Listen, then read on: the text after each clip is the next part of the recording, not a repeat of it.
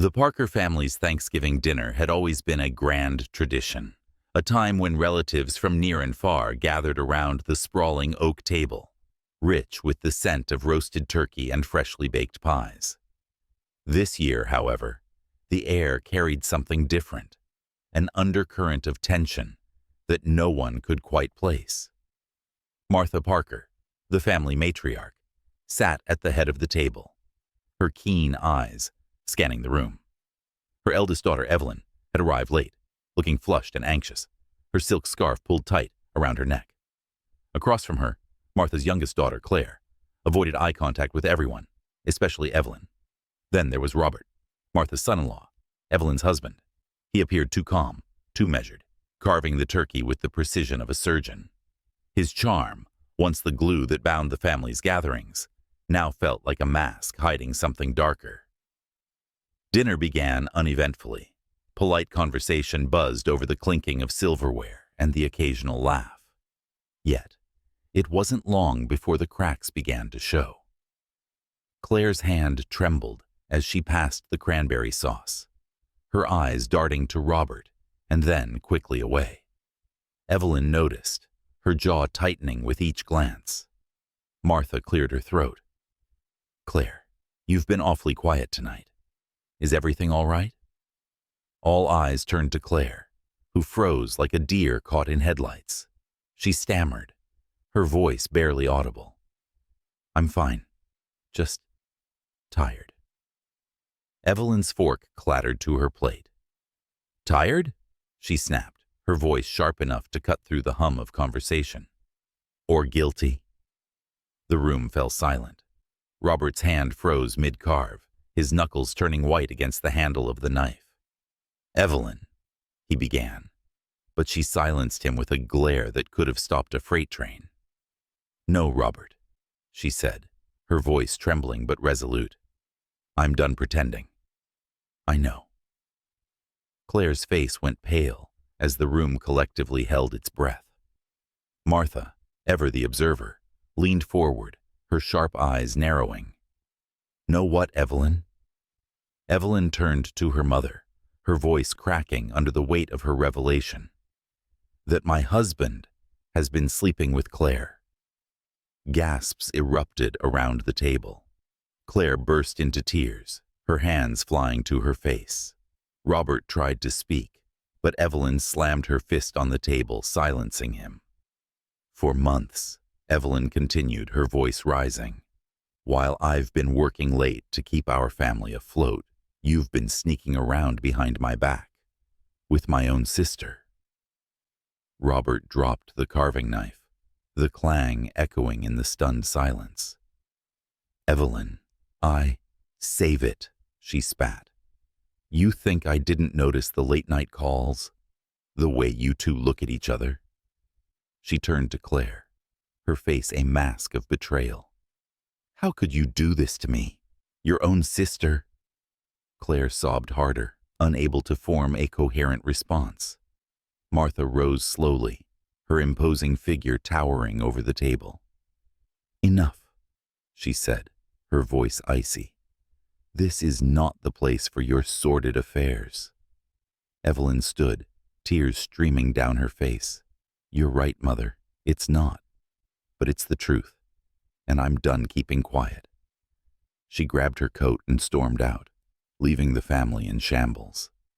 Robert sat frozen, his face a picture of shame, while Claire crumpled in her chair, her guilt laid bare. Martha, ever composed, surveyed the wreckage of her family. "Thanksgiving," she said dryly, "will never be the same." And with that, she picked up the carving knife and began slicing the turkey, as if the scandal hadn't just blown her family apart. The aftermath of Thanksgiving hung heavy over the Parker family, like a dark cloud that refused to lift. Evelyn left the family home the same night, taking only a suitcase and her dignity. She ignored Robert's frantic calls and deleted every message from Claire without reading them. She wanted nothing more to do with either of them. Martha was the first to hear from Evelyn. The call came late, her daughter's voice raw with emotion. "I just need a place to stay for a while, Mom. I can't go back there." Martha, ever the pragmatist, offered her the guest room without hesitation, though she didn't say much.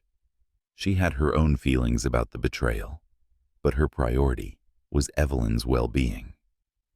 Robert, on the other hand, found himself consumed by guilt and panic.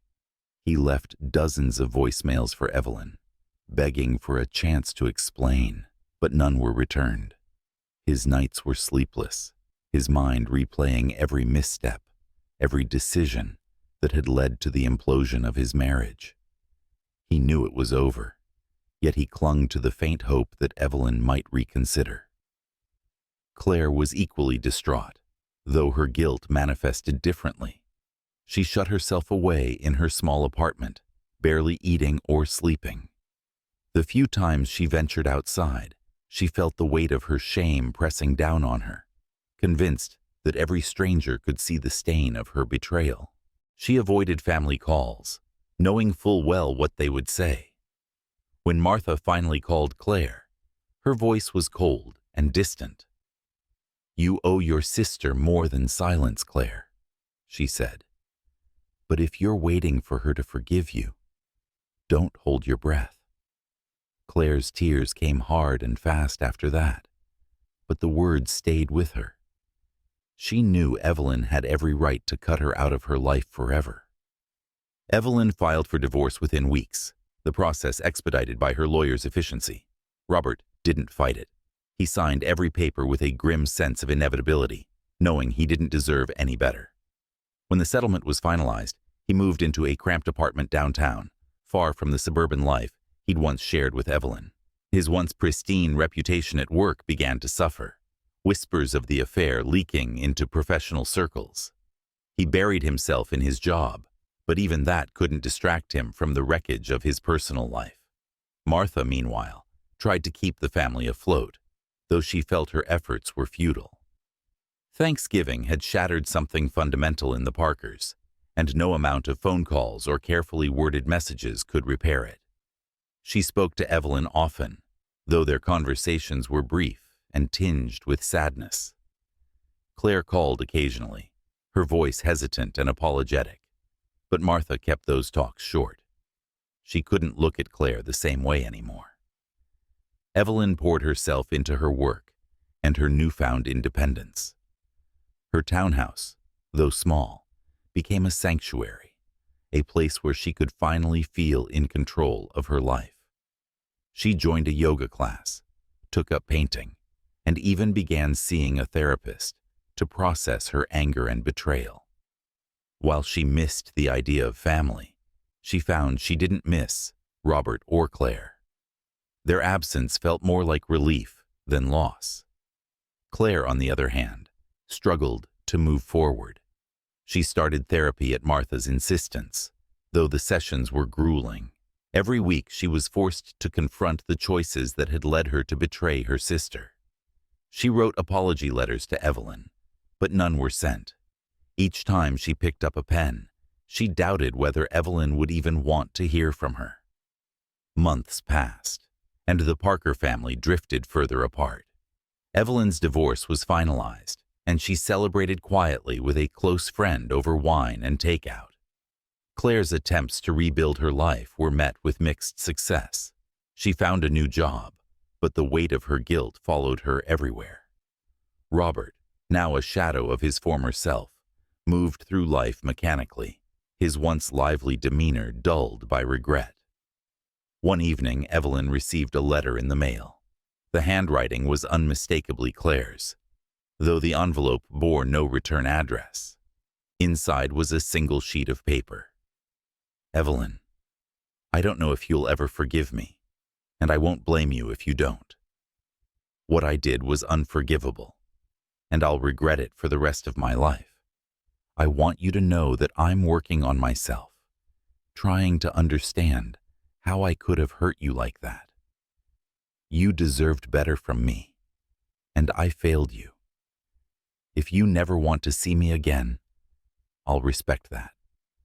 But if there's even a small chance, You could one day forgive me. I'll spend the rest of my life trying to make it right. Claire. Evelyn read the letter twice, her emotions a whirlwind of anger, sadness, and something she couldn't quite name. She folded the letter carefully and placed it in a drawer. She wasn't ready to forgive, but for the first time, she wasn't certain she wanted to close the door entirely. Thanksgiving was approaching again. This year, Evelyn planned to spend it alone, curled up with a book and a glass of wine. The memories of the previous year still haunted her, but she was determined to face them on her own terms. For the Parkers, the fractures remained, but somewhere in the distance, faint glimmers of hope began to shine. It had been a year since that fateful dinner, but the Parker family remained fractured, the wounds of that night still raw. Evelyn, Claire, and Robert each led separate lives, connected only by the shadows of their shared past and the weight of their choices. Evelyn adapted to her new life. It was simpler, quieter, but more authentic. No longer tethered to a husband who betrayed her, she found joy in small things, painting classes, trying new recipes, and weekend getaways. Work became her anchor, and she excelled, earning respect and a promotion. Yet, in the stillness of the night, a sense of emptiness sometimes crept in. She didn't miss Robert or Claire, but the betrayal had left a bitter void where her trust and sense of family once were. Claire, meanwhile, struggled to rebuild herself. Therapy was grueling but necessary, forcing her to confront the deep insecurities and misguided desires that led her to betray her sister. She started volunteering at a community center, working with young women who struggled with self-esteem issues, hoping to atone in some small way. Despite her efforts, her personal life remained stagnant. Every time she considered dating, guilt overtook her, and she withdrew, unable to reconcile the person she wanted to be with the one who had caused so much pain. Robert's life had fallen into ruin. His once thriving career was now little more than a paycheck, his colleagues avoiding him as whispers of his personal scandal lingered. Friends had distanced themselves, and the luxurious life he once enjoyed had slipped away. He sold his expensive car to cover the financial fallout of the divorce and moved into a small, dimly lit apartment downtown. Nights were the hardest. He spent them nursing glasses of whiskey, haunted by the memories of what he'd lost and the knowledge that he was solely to blame. One day, consumed by regret, Robert wrote a letter to Evelyn. He wasn't sure why. He knew she wouldn't respond, but he felt compelled to apologize. "Evelyn, I know this doesn't change anything, but I need to say it. I'm sorry. What I did to you was unforgivable. You deserved better from me. I think about it every day, and the guilt doesn't go away. I hope in time you find the happiness I robbed you of. Robert." Evelyn found the letter in her mailbox a few days later. She read it once, her expression unreadable, and set it aside. She didn't feel anger, nor did she feel pity. Instead, there was an overwhelming indifference. She was beyond needing his apologies. Her life no longer revolved around Robert or his choices, and that, she realized, was her greatest victory. Claire, too, wrote Evelyn a letter, though hers was far more emotional and difficult to compose. She wrestled with every word, trying to convey the depth of her regret and the work she was doing to become a better person. She didn't expect forgiveness, but wanted Evelyn to know she was trying. When Evelyn received Claire's letter, her reaction was more complicated. Anger surged at first, but beneath it, she felt a flicker of something softer, an acknowledgement that Claire's guilt was genuine. She placed the letter alongside Robert's in a drawer, deciding she wasn't ready to respond just yet. The Parker family remained shattered, each member struggling to navigate the wreckage of their relationships. Yet, amidst the pain and regret, there was a faint glimmer of possibility, a chance that one day they might begin to mend what had been broken. Only time would tell if those cracks could be repaired or if they would remain as permanent scars. Months turned into another year, and though the pain of that Thanksgiving night lingered, time softened its edges. The Parker family remained divided, but subtle shifts began to occur, as if the threads of their lives were slowly, tentatively pulling toward one another. Evelyn had flourished in her independence. Her townhouse felt more like home than the large, empty house she'd shared with Robert ever had. She hosted small dinner parties for close friends, traveled to places she'd only dreamed of visiting, and even started selling her paintings at local art fairs.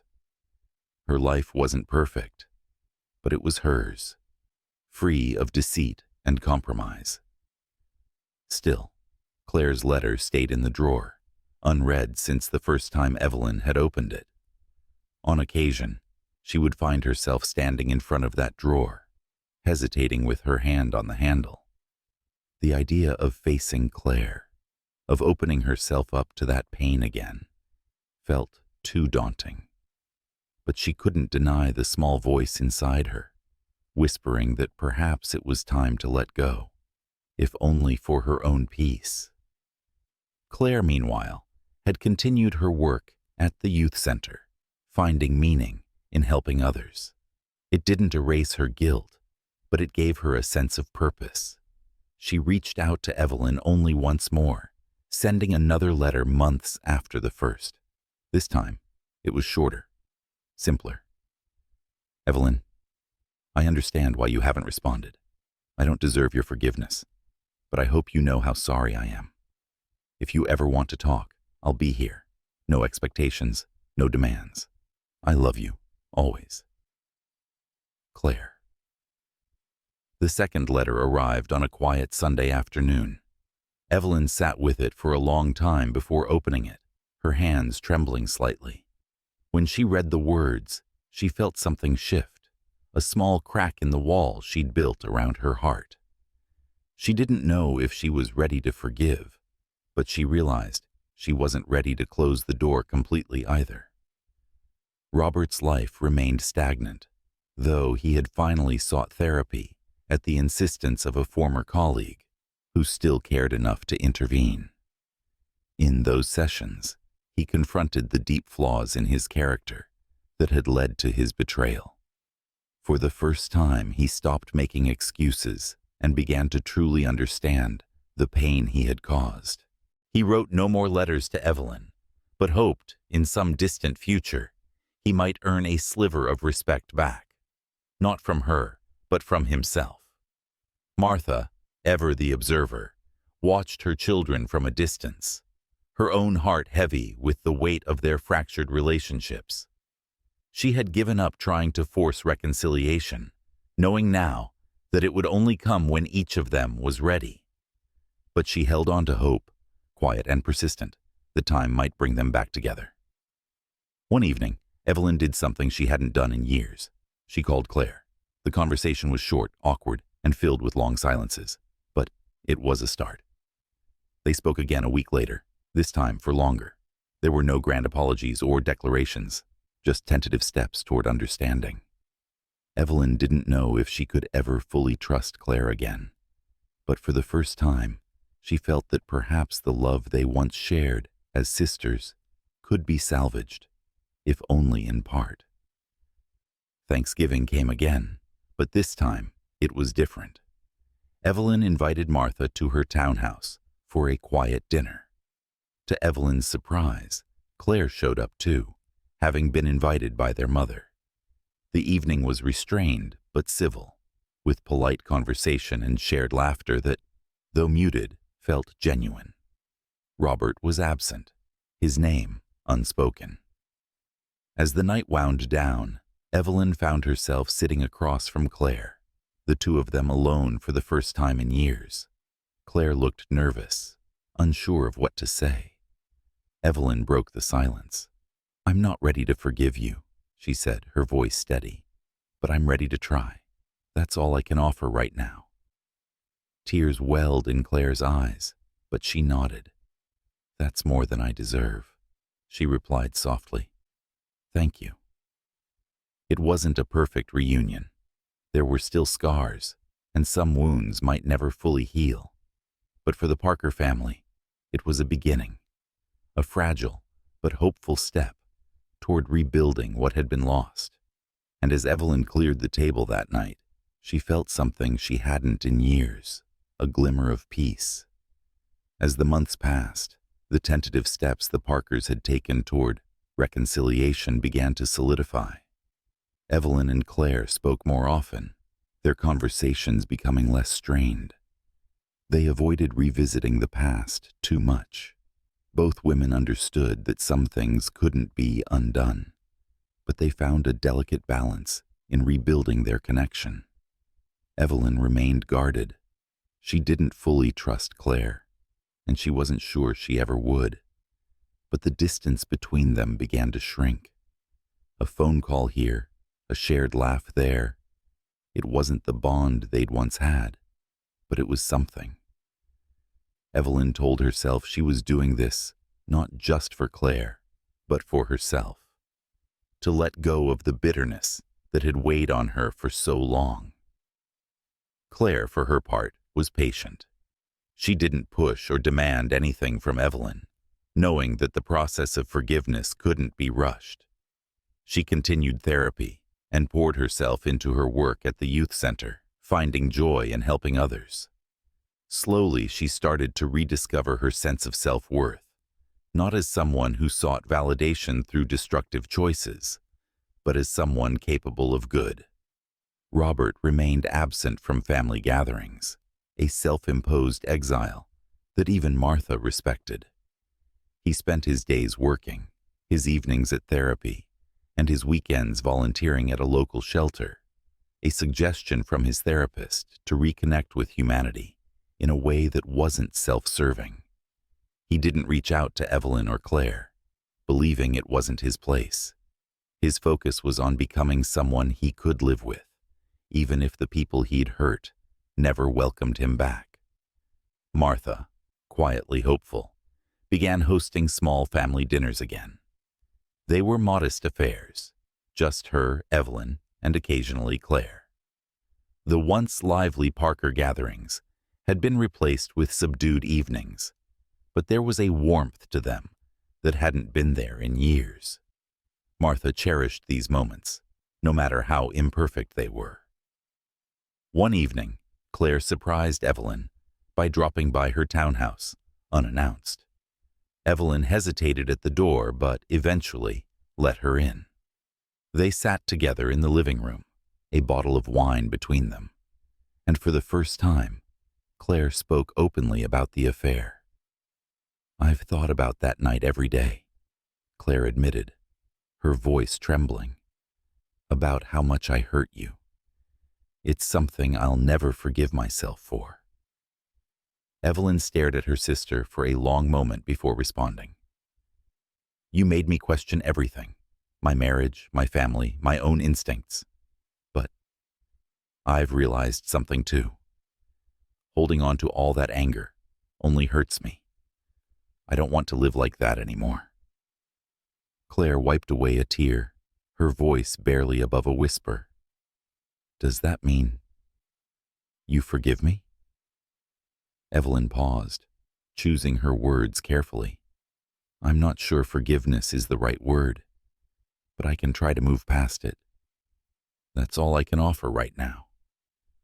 Claire nodded, her relief palpable. That's enough. More than enough. The two sisters sat in silence for a while, the weight of their shared pain hanging in the air, but feeling, for the first time, a little lighter. Thanksgiving came again, and this time, Evelyn made a bold decision. She invited Claire and Martha to her townhouse for dinner, and, to everyone's surprise, she also invited Robert. The invitation was brief and to the point, with no promise of reconciliation, only an acknowledgement that he, too, had once been part of the family. Robert arrived that evening looking humbled, almost unrecognizable from the confident man he had once been. He brought a simple bouquet of flowers for Evelyn, an olive branch of sorts. She accepted it with a nod, her expression unreadable. Dinner was quiet, but there was no hostility. Robert spoke little, listening more than anything, as the others exchanged stories and tentative laughter.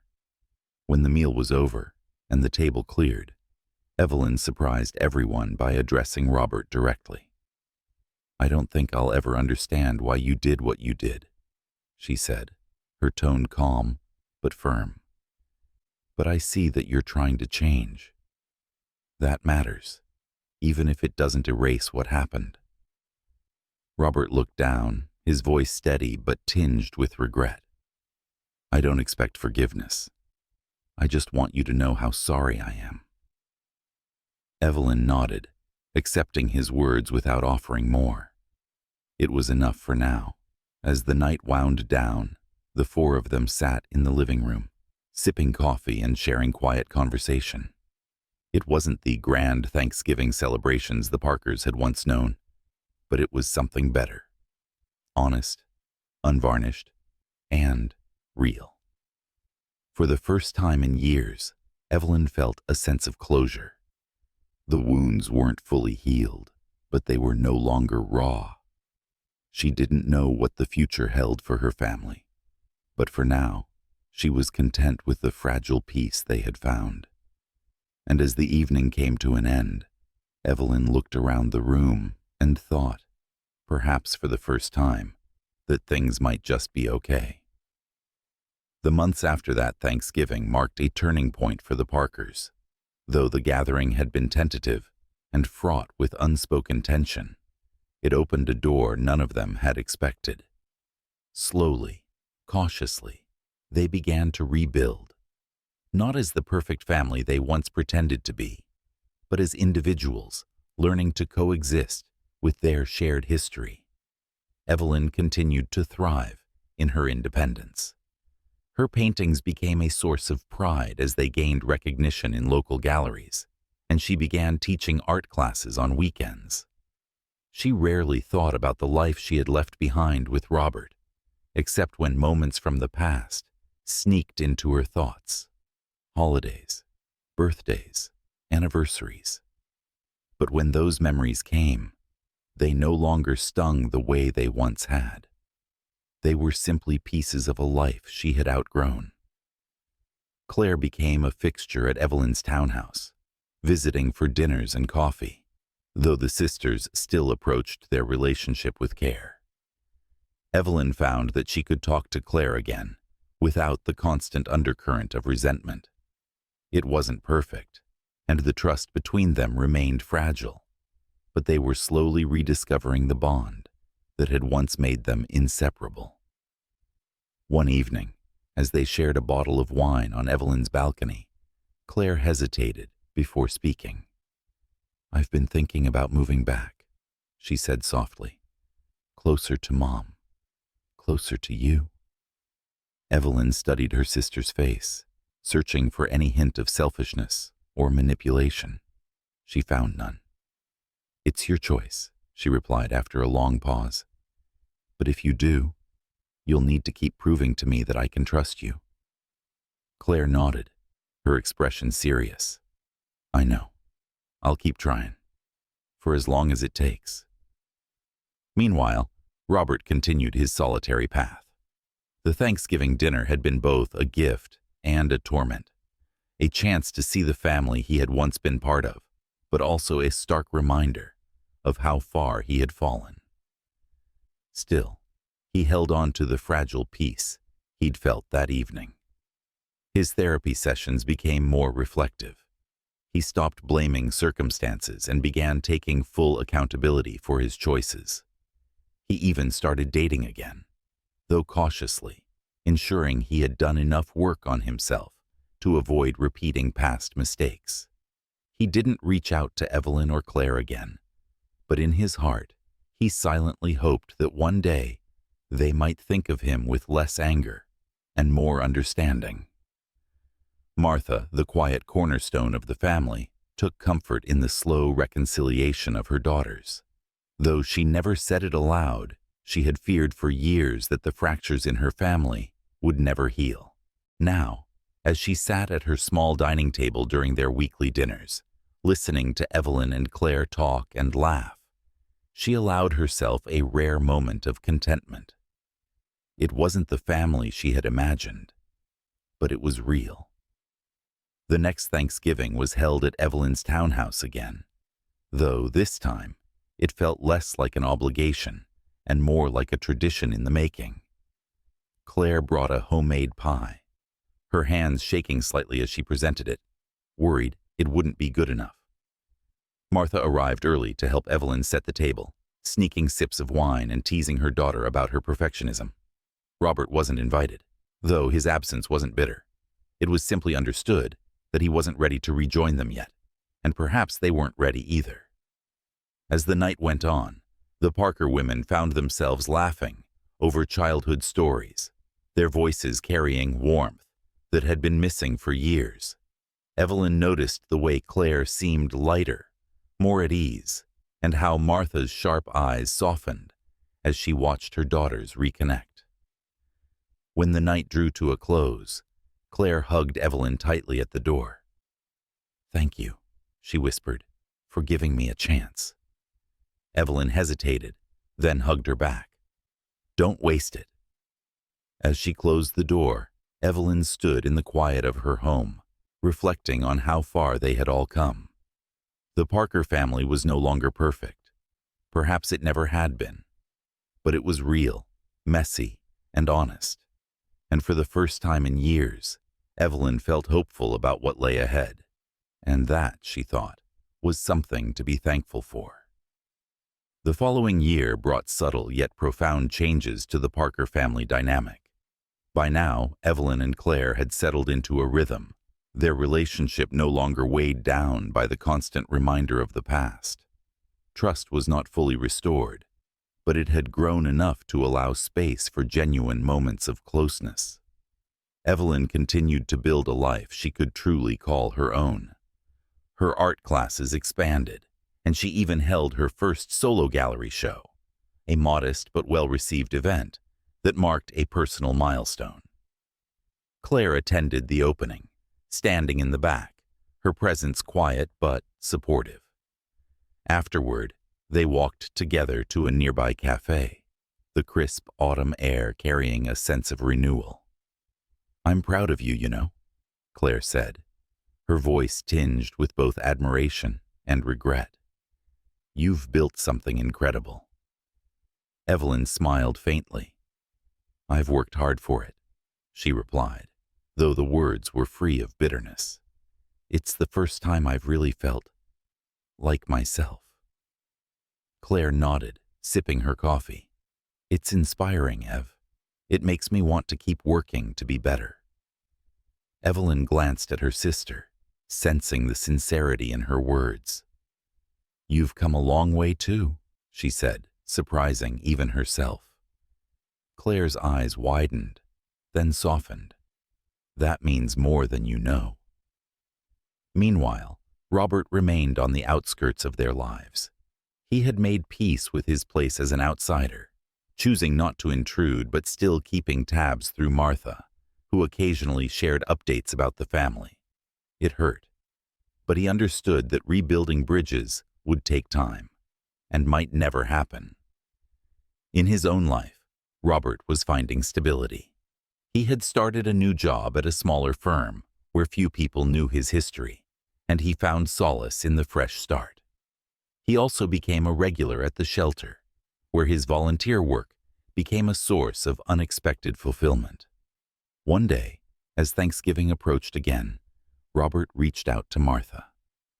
"I know it's not my place," he said over the phone, his voice careful, "but if there's ever a time they'd be willing to see me again, I'd like to try." Martha didn't promise anything. "They've come a long way, Robert," she said cautiously, "but it's up to them. I'll let them know you've asked." When Martha mentioned Robert's request to Evelyn, the response wasn't immediate. Evelyn sat with the idea for days, weighing her own feelings. She still felt a pang of anger when she thought about him, but it was muted now, less sharp than it had been. Thanksgiving arrived, and Evelyn made her decision. That evening, as the family gathered at Evelyn's townhouse once again, there was a quiet knock at the door. Claire, who had been helping set the table, froze when Evelyn moved to answer it. Robert stood there, holding a modest bouquet of flowers and looking uncertain. His gaze flicked to Evelyn, who hesitated before stepping aside to let him in. The room fell silent as Robert entered. Martha offered him a polite nod, and Claire avoided his eyes, her expression unreadable. Evelyn cleared her throat. "Let's eat," she said simply, motioning toward the dining room. The meal was cautious, but civil. Robert kept his words measured, answering questions without pushing for more. Claire finally broke the tension, asking about his volunteer work, and the conversation began to flow. After dinner, as the others cleared the table, Evelyn and Robert found themselves alone in the kitchen. The silence between them was heavy, but not hostile. "I didn't expect to be here," Robert admitted, his voice quiet. "Thank you for letting me." Evelyn turned to face him, her expression calm but firm. "This isn't forgiveness, Robert, but it's a chance for all of us to move forward. Don't waste it." He nodded, understanding the gravity of her words. "I won't." As the evening wound down, the Parker family sat together in the living room, sharing coffee and quiet conversation. It wasn't perfect, but it was progress, and as Evelyn looked around the room, she realized something. Though they were still far from whole, they were no longer completely broken. And maybe, just maybe, that was enough. Over the next several months, the Parker family continued to evolve, navigating their complex relationships with care. Though the initial reunion at Thanksgiving had been tentative, it planted a seed that began to grow, slowly and unpredictably. Evelyn was cautious, but willing to give the process a chance. Her boundaries remained firm, yet she allowed herself to engage with Robert in small, measured ways during family gatherings. They spoke politely, shared occasional updates about their lives, and even exchanged a few genuine smiles. Evelyn didn't forget what he had done, but she no longer let it define her view of him entirely. Claire was more hesitant around Robert. Though she and Evelyn had made strides in rebuilding their relationship, the memory of the affair still sat heavily between her and Robert. At first, she avoided him altogether, leaving the room when he entered or excusing herself from conversations. But as time passed, she began to soften, her interactions with him shifting from avoidance to cautious civility. Robert, for his part, respected the boundaries both women set. He understood that his inclusion in family events was a privilege, not a right, and he worked to earn it without overstepping. His therapy had taught him patience, and he channeled that into rebuilding trust, not by words but by actions. Martha, ever the steady presence, watched these changes with quiet satisfaction. She could see the pieces of her family slowly aligning, though she didn't push for more than they were ready to give. Instead, she encouraged their progress in subtle ways, inviting them all to dinner, suggesting small outings, or simply being there to listen when needed. One summer evening, Martha invited the family to her garden for a casual barbecue. It was the first time Evelyn, Claire, and Robert had been together outside of Thanksgiving, and the atmosphere felt lighter, more natural. As the sun set, casting a warm glow over the yard, Evelyn found herself sitting next to Robert at the picnic table. They didn't speak for a while, content to watch the others, Martha tending to the grill, Claire laughing with a neighbor's dog who had wandered over. Finally, Robert broke the silence. "You've built something beautiful for yourself," he said, gesturing toward her calm demeanor and the confidence she now exuded. Evelyn glanced at him, her expression thoughtful. It wasn't easy, she admitted, but I had to. For me. He nodded, his gaze steady. I'm glad you did. Evelyn didn't respond right away, but in that moment she realized something had shifted. The bitterness that had once consumed her had faded, replaced by something else. Not forgiveness exactly, but an acceptance of the past and a willingness to let it stay there. Later that night, as they packed up and prepared to leave, Claire hesitated before saying goodbye to Robert. She took a deep breath, then extended her hand. Thank you, she said simply, for trying. Robert looked at her, surprised but grateful, and shook her hand. It means a lot, Claire, he said. As Evelyn and Claire walked to their cars together, Evelyn glanced at her sister. That was big of you, she said. Claire shrugged, her expression thoughtful. Maybe it's time we all let go of some of the weight we've been carrying. Doesn't mean I forget, but... She paused. I don't want to stay stuck in the past. Evelyn smiled faintly. Neither do I. The night ended with no grand revelations or emotional breakthroughs, but it felt like another step forward. The Parkers were far from perfect, but they were learning to coexist with their flaws and their shared history.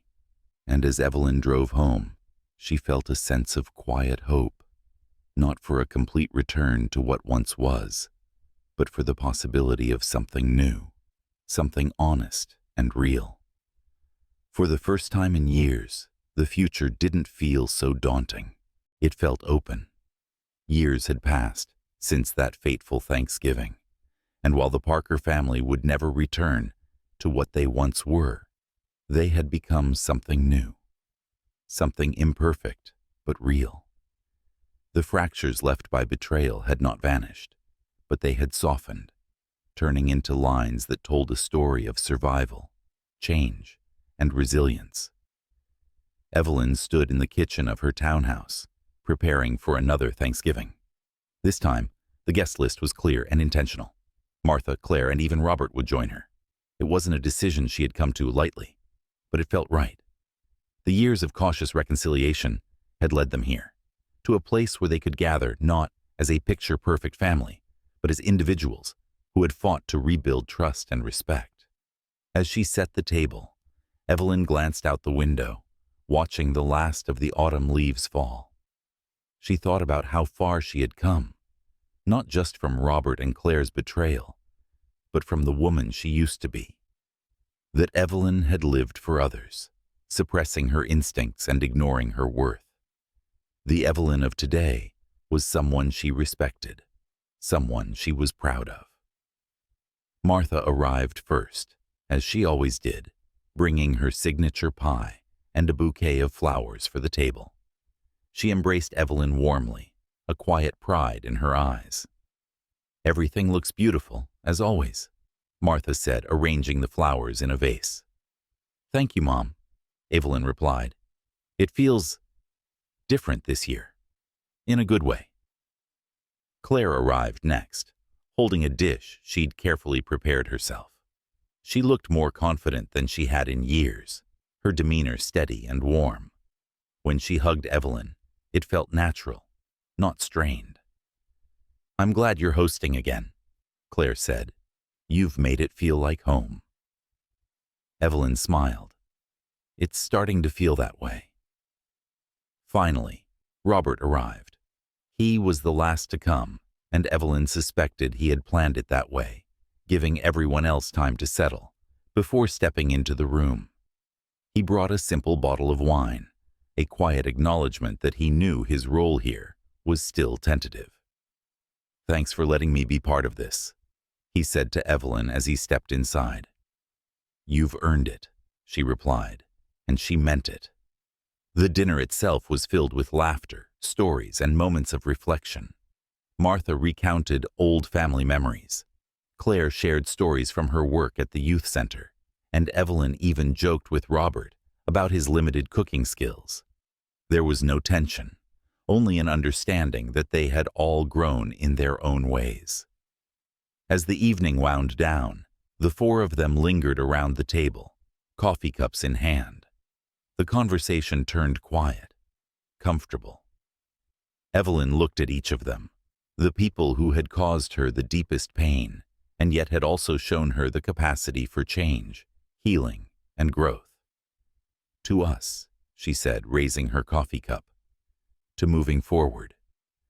The others lifted their cups, nodding in agreement. No one said much, but in their shared silence was an unspoken truth. They had made it through the fire and come out on the other side, scarred but stronger. As the night ended and everyone said their goodbyes, Evelyn stood at the door, watching them leave. Claire and Martha walked to their cars together, laughing about something, while Robert lingered for a moment before turning back. "Evelyn," he said, his voice steady, "thank you. For everything." She nodded, a faint but genuine smile on her face. "Take care, Robert." When the door closed behind him, Evelyn stood in the quiet of her home, the warmth of the evening still lingering. For the first time in years, she felt truly at peace. The Parker family wasn't perfect, but they were no longer defined by their mistakes. They were a testament to the messy, complicated process of healing, a reminder that, while the past couldn't be erased, the future could still hold hope. And as Evelyn turned off the lights and climbed the stairs to her room, she felt ready to embrace whatever came next.